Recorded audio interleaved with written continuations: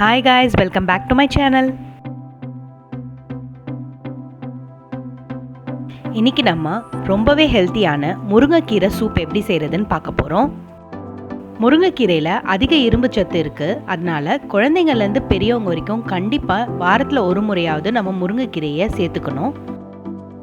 அந்த வகையில 10 நிமிஷத்துல அதிரடியா முருங்கைக்கீரை சூப் எப்படி செய்யறதுன்னு பார்க்கலாம் வாங்க. If you like my video, give a big thumbs up and don't forget to click on the bell icon.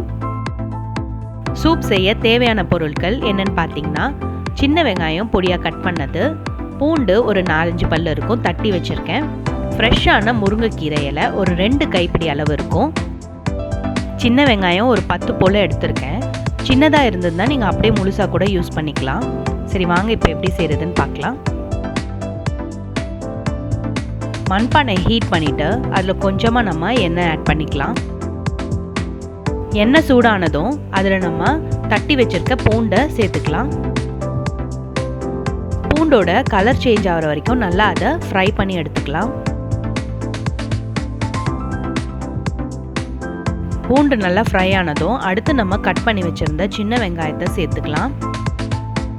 அதுவும் நல்லா கலர் சேஞ்ச் ஆகிற அளவுக்கு வெங்காயத்தையும் வதக்கி எடுத்துக்கலாம்.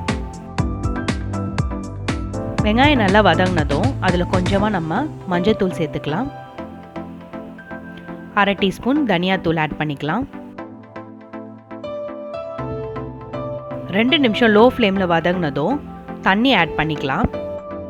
எத்தனை பேருக்கு செய்ய போகிறீங்களோ அதுக்கு தேவையான அளவு நீங்கள் தண்ணியை சேர்த்துக்கோங்க. ஸோ இன்றைக்கி நான் ஒரு 2 கப் அளவு ஆட் பண்ணியிருக்கேன். இந்த சூப்புக்கு தேவையான அளவு உப்பு சேர்த்துக்கலாம். இப்போ ஃப்ளேமை ஹையில் வச்சு தண்ணியை நல்லா கொதிக்க விடலாம். தண்ணி நல்லா கொதி வந்ததும் நம்ம எடுத்து வச்சுருந்த முருங்கைக்கீரையை சேர்த்துக்கோங்க. முருங்கைக்கீரையை தண்ணி கொதி வந்ததுக்கப்புறமா சேர்த்துக்கோங்க. அப்போ தான் அதோட சாறு நல்லா தண்ணியில் இறங்கும். எண்ணெயில் கீரையை போட்டு நம்ம வதக்கிட்டோன்னா அதோட சாறு நம்ம தண்ணியில் டைரெக்டாக இறங்காது. ஸோ அதனால தான் நீங்கள் தண்ணி சேர்த்துட்டு கீரையை ஆட் பண்ணிக்கோங்க. கீரையை நல்லா மிக்ஸ் பண்ணதும் கவர் பண்ணி ஒரு 2 to 3 நிமிஷம் நல்லா அது ஹை ஃப்ளேமில் கொதிக்கட்டும். சில பேருக்கு பார்த்தீங்கன்னா முருங்கைக்கீரை ஈஸியாக டைஜஸ்ட் ஆகாது, அதனால் சாப்பிட மாட்டாங்க.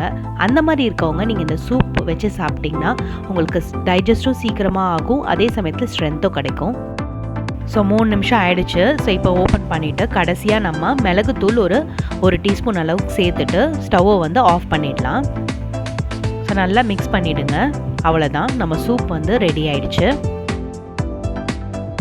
ஹெல்த்தியான சுவையான முருங்கைக்கீரை சூப் தயாராகிடுச்சு. ஸோ இப்போ வாங்க அதை நம்ம சர்வ் பண்ணலாம். குழந்தைங்களுக்கு கொடுக்குறீங்கன்னா இதை நீங்கள் ஃபில்டர் பண்ணிவிட்டு சூப்பை அப்படியேவும் கொடுக்கலாம், இல்லைனா சாதத்தில் பிசைஞ்சியும் ஊட்டி விடலாம். விருப்பம் இருக்கவங்க வடிகட்டாமல் கூட அப்படியே இந்த சூப்பை குடிக்கலாம். 10 நிமிஷத்தில் உடனடியாக நீங்கள் இந்த சூப்பை செஞ்சிடலாம். ஹீமோக்ளோபின் கம்மியாக இருக்கவங்க வாரத்தில் 1-2 வாட்டி கண்டிப்பாக முருங்கைக்கீரையை சேர்த்துக்கோங்க. இந்த ஹெல்த்தி அண்ட் டேஸ்டியான முருங்கைக்கீரை சூப்பை நீங்களும் உங்கள் வீட்டில் ட்ரை பண்ணி மறக்காமல் உங்கள் கமெண்ட்ஸையும் ஃபீட்பேக்கையும் ஷேர் பண்ணுங்கள். இன்னும் ஒரு வித்தியாசமான ரெசிபியோட உங்களை மீட் பண்ணுறேன். Until then, it's bye from ரசித்து ருசி. Thank you for watching.